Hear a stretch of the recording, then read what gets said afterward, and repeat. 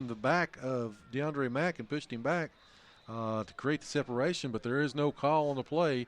So it's going to be an incomplete pass, and it's going to leave Gate City with a 3rd down and 9. 35-21, 3:19 left as Gate City breaks the huddle. They'll again once again have 2 receivers to the left, 2 to the right. And Mr. Reed drops back. He's going to roll, and he's going to be chased out of bounds. Or they actually get him before he gets out of bounds. He's going to go to about the 36-yard line. That was a helmet-to-helmet hit, too. Reed looks like he's getting up a little gingerly here. He lowered his head just about at the same time that the Y Central player did also, and they just hit tops of helmet to top of helmet. So 4th down and about 6 yards for Gate City. They're on the 35-yard line of Y Central. Reed will drop back, and Reed throws, and it's going to be incomplete. And hard to catch the ball when you've got a defender hanging on you. Number 20, Matthew Boggs. He had his hands on the back of Jenkins. They're going to call an unsportsmanlike on coach now, it looks like. So, some inconsistent. And a second one flies. Some inconsistent calls, and things are starting to unravel a little bit here at Legion Field. So looks like they're going to call one unsportsmanlike on coach and one on a Gate City player, I think, but I'm not sure which one. So they're having a. It actually looks like the referees are arguing with each other now. Maybe they'll throw a flag on each other. 2:43 left in the ball game. 35-21. Things have got sort of unraveled as they're going to tell them to get back. The get back coach. Unsportsmanlike against Gate City.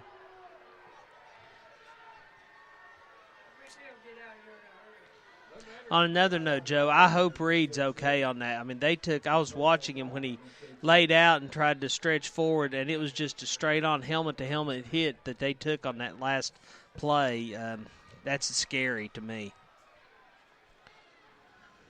They will mark the ball right at midfield on the 50-yard line. Y Central will have the football 1st and 10 with 2:43 left. 35-21.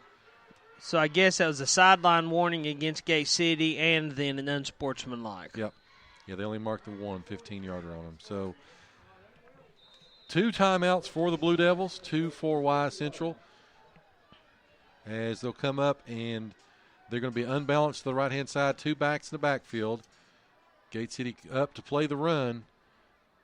And they're going to give it to Crabtree, and they will stop him about the Gate City 48-yard line. Gain of about 2 yards on the play, and the clock runs. So 2:40 left. Joe getting a little free football in Abingdon. Tied 14-all, end of regulation. Wow. Didn't see that one coming. I called it. Did you call it on the picking? No, I don't think I did on the picking, but I did down in the pregame. I said I had a feeling. I think Larry and Andy, I think they're smiling tonight. All right, so, again, 2 backs in the backfield. They're going to run a pitch out to the right-hand side to Crabtree. Crabtree's looking for some space, and they're going to take him down as I think they're going to say he stayed in bounds. Taken down there was by Reed and by DeAndre Mack, and they're going to there's going to be an official timeout on the play. I believe I see a flag down on the ground. As there is going to be a Gate City defender down. Don't know exactly who that is, though. Can't see it from here. He is on the Y Central bench area.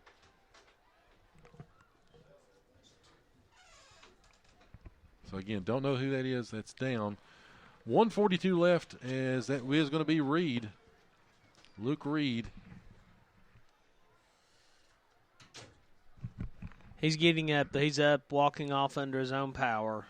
Looks like he's holding his arm. Can't afford to lose Mr. Reed.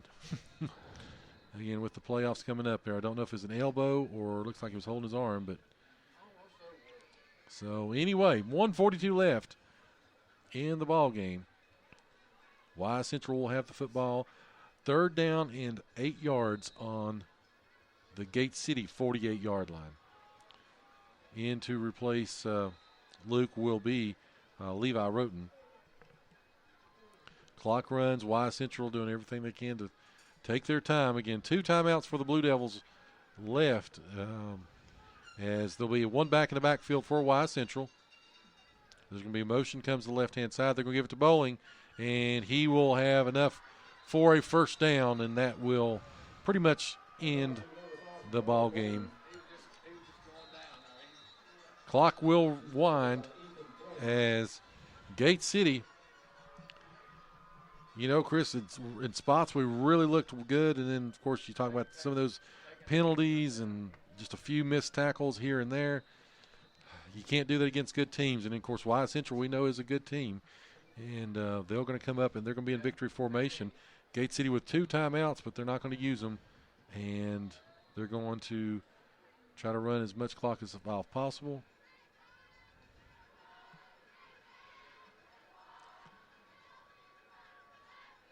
He takes a knee with 35 seconds left. That should just about do it. So that will be the last play of the regular season for Gate City. Gate City will finish the regular season at 4-6. The 35-21 loss here tonight. Gate City, though, has put themselves into the VHSL playoffs. Most likely will be the number 7 seed, but again, so everything that they can do has been done. They'll have to be scoreboard watching next week to see exactly where we'll be going for the first round. Most likely, depending on what happens with that Abington and Union game, if Union falls to Abington and Graham wins and Richlands, if there could be some things that happen. Anyway, we'll take a quick break, come back here. We've got scores and highlights coming from around the region. We'll wrap things up here and, again, get ready for the VHSL playoffs coming up next. So Gate City falls tonight, 35-21. You're listening to the home of Blue Devil Sports. This is Gate City Sports Radio. Are you tired of the negative political rhetoric in the news today? Are you ready for someone who is strong in faith and ready for the challenge to lead? We finally have someone who will put people over politics. Rex Carter is your choice for Washington County Sheriff. He will bring a fresh perspective to the office of sheriff by putting people first. If you want to have a law enforcement agency led by integrity and character, then let's hear your voice for the right choice of Rex Carter for Washington County Sheriff. To learn more, go to rexcarterforsheriff.com. Authorized and paid for by Rex Carter for Sheriff campaign. Is school safety important to you? Is improving the overall protection for our county something that you want? Would you like to see better communication between a well-trained sheriff's office and the community? If your answer is yes, then you need to support Jeff Eads for Scott County Sheriff. Serving us for over 30 years in law enforcement, Jeff has the needed experience and insight to make each of these a reality. Please vote for and support Jeff during the upcoming general election this November. For more information, you can visit and like his Facebook page. Jeff Eads for Scott County Sheriff. Honest, dedicated, experienced, and professional. Paid for by Chevy Information. With over 100 offices throughout Virginia, you can count on your local Virginia Farm Bureau insurance agents to be there when you need them most. Whether you find yourself in a fender bender, insuring your first home, or with a new addition to the family, our agents are ready to help you through every stage of life. Connect with your local agents, Whitney McConnell, Richard Helms, and David Weddick here in Scott County at 386-7411 or online at vafb.com. Coverage provided by Virginia Farm Bureau Mutual Insurance Company and their affiliates. Hello, this is Sheriff Chris Holder. I want you to know that I am fighting for you every day to protect and help keep you and your family safe. There is no doubt that the establishment is against me. High-ranking county officials refuse to work with us. Some board of supervisors want me to even slow down on making drug arrests, especially on Highway 23. Folks, it's time that we put politics aside and do what's right for the citizens of our county. Let's keep Sheriff Chris Holder. Vote Chris Holder for sheriff on November 5th. Open 6 days a week and specializing in all types of truck, trailer, and heavy equipment repair, M&P Repair can take care of all of your needs. Serving the area from their convenient Gate City location on U.S. Highway 23 North, M&P Repair also works with owner-operators and fleet operators for maintenance, repairs, and they also give free estimates. So give them a call today at 276-870-0989. That's 276-870-0989. M&P Repair proudly supports Gate City Athletics.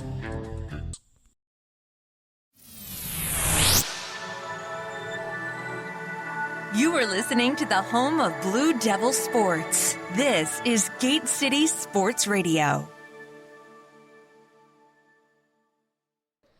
All right, and we are back here live on the James River Advisors post-game show. Again, Gate City falls 35-21, ending their 3-game winning streak and finishing the season at 4-6. However, better days are to come because, again, the Gate City Blue Devils are in the playoffs. Most likely locked in that number 7 spot.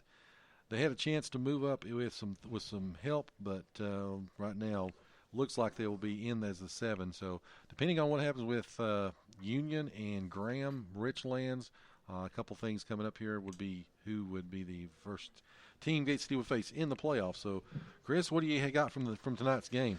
We've got some unofficial totals. I've got Carson Jenkins with 73 yards of receiving, DeAndre Mack with 20 yards. Luke Reed had 35 yards rushing. Looks like Calhoun, somehow I forgot to add his up. He had 32 total yards of rushing for the night. Tomlinson wound up with 61, Roten with 2, Blanton with 5, and Mack with -3 yards rushing. Third down conversions, this really tells it all. K-City was 0 for 6. Wise Central 5 for 10. K-City punted 3 times, 35 yards, 29 yards, 23 yards. Wise Central punted twice for 41 and 38 yards. Both teams had 2 turnovers each. Both had a fumble, both had an interception, although I still question that one K-City fumble down going into the goal. And again, we're talking about one play. You know, Gate City would have been right there, scored. It would have been a one-score game. A lot more time left on the clock, but, yeah, that's coulda, woulda, shoulda. Of course, you could also argue they shouldn't have been in that position to begin with. But, anyway, we could go on any play, any night. Gate City was penalized 10 times for 61 total yards. Wise Central was penalized 6 times for 41 yards. When we look at the scoring, in the first quarter, Gate City got on the board first at the 6:27 mark. A 1-yard dive by Reed put them up 7-0. Wise Central answered at the 3:26 mark. Boggs had a 45-yard run, which made it 7-all. Wise scores again, 6:59 to go in the second quarter. 9-yard run by Bowling, which made it 14-7. Gate City tied it up at the 4:19 mark. A 1-yard run by Reed made it 14-all. Then Wise Central scored with 1:06 to go before halftime. 14-yard run by Boggs to take the 21-14 lead into the locker room. Come out in the third quarter, Wise scores again at the 5:45 mark. A 19-yard run by Bowling made it 28-14. Gate City answered back, though, at the end of the third at the 2:57 mark. 25-yard pass to Carson Jenkins made it 28-21. Then Wise scored again in the fourth quarter at 4:30 to go in the game. A 1-yard run by Bowling after what I thought was an incredible goal line stand to make the final 35-21 Wise Central. So Wise Central, again, they they're trying to fight for a home playoff game. Of course, they've got Grundy next week, non-conference. Both these teams, of course, are done with the Mountain 7. And, of course, Gate City done with the regular season. Chris, initial thoughts from tonight before we go down the scoreboard one more time? They got beat. I mean, it happens sometimes. I mean, Gate City made some mistakes. They made some big plays, though. Y Central came out, converted when they had to, when they needed